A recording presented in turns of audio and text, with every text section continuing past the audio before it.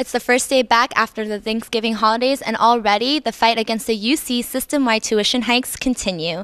In response to the budget crisis, the Chancellor, Linda Katehi, agreed to meet with the students of UC Davis in order to answer questions and listen to testimonies pertaining to the budget.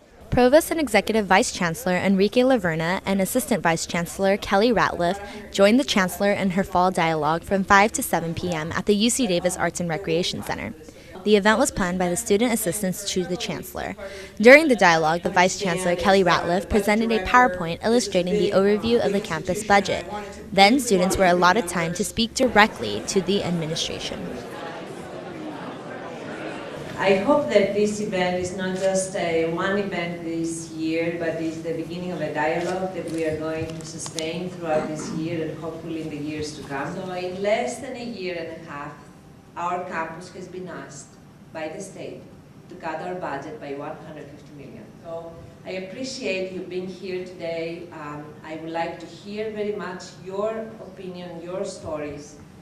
I know they're very painful, but I have a very personal interest in listening to them. And I would like us, if possible, to think together of what to do next.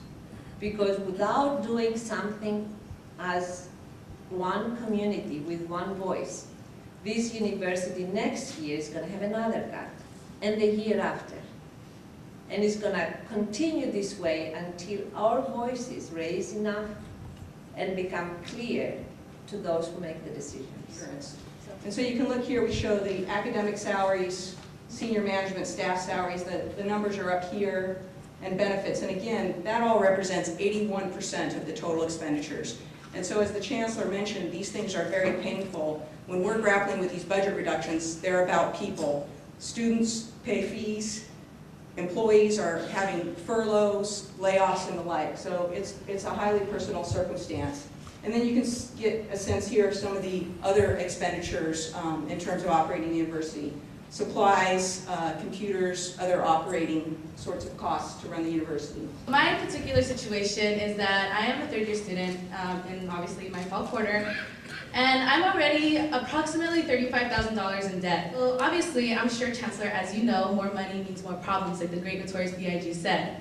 And for all of us, that means eating maybe one meal a day, maybe snacks in between if I get the chance to, being late on my phone bill, on my PG&E every single month, and getting bad credit, obviously. Davis Student Co-op is an amazing place. I'm here to ask for support in keeping that house open, which has been a really important legacy to this campus, and has been the place where I've learned the most at UC Davis. I'm here to stand up for the educations of my great-grandparents, for the deep cuts felt by my peers, and for the future of education of all children of California. I urge you, Chancellor, to do more to decry public disinvestment in our public education system, and I promise to do the same. And we need to see more sacrifice on the part of the people who have the highest job security and the highest paid jobs in this institution. We need to see your sacrifice. Given that this budget was passed and then you arrived at this campus just a few months ago and you are paid 27% more than your predecessor and you accepted that salary, there's a little bit of a contradictory message here when you're telling us about being poor and understanding our struggle.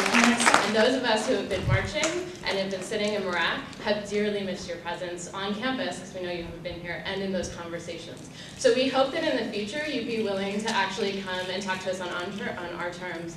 I feel like formats like this severely limit the actual dialogue that can happen. If you would come to Iraq, come to marches, I think that students would feel much better about your presence at this university and the kinds of communication that we can have.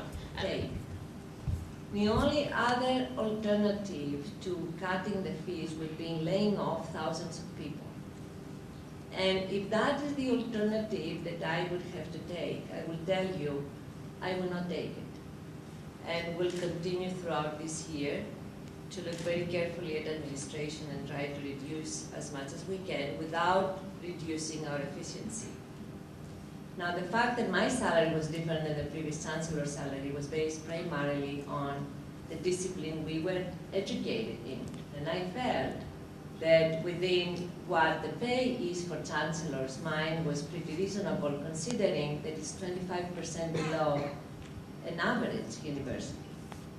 When I came here, As the chancellor, the salary that was offered to me was $400,000, which now, with the cut, is very close to what I was making as a provost of the University of Illinois. And so when you bring people into an organization, when you move from one organization to another, how many times would you take a cut? So I think if you look historically at the funding of the university, there is no question that we haven't done as effective of a lobbying as we probably could have in the past. And now competing with a number of voices that are also screaming for help, healthcare, the underserved population, the indigent population in the state. And so you can imagine that the job has become that much more important. Having said that, that's no excuse, and in fact there is a lot of activity going on now. The chancellor is active at a local level, reaching out, but so is the office of the president. With every public university that I have found myself working for, the regents are appointed. There are two things. Either they are appointed by the governor or they are elected by the public. So the regents is an independent body and we don't have influence over them. The chancellor tried to sympathize with the students and said she had little choice in the matter since the deficit in the budget was due to low state funding. Still, students' main contention was the chancellor's $400,000 salary. Though students commended the chancellor for having an open dialogue, most left the event still unfulfilled. Reporting from the Arts and Recreation Center, this has been Erica So for Aggie TV.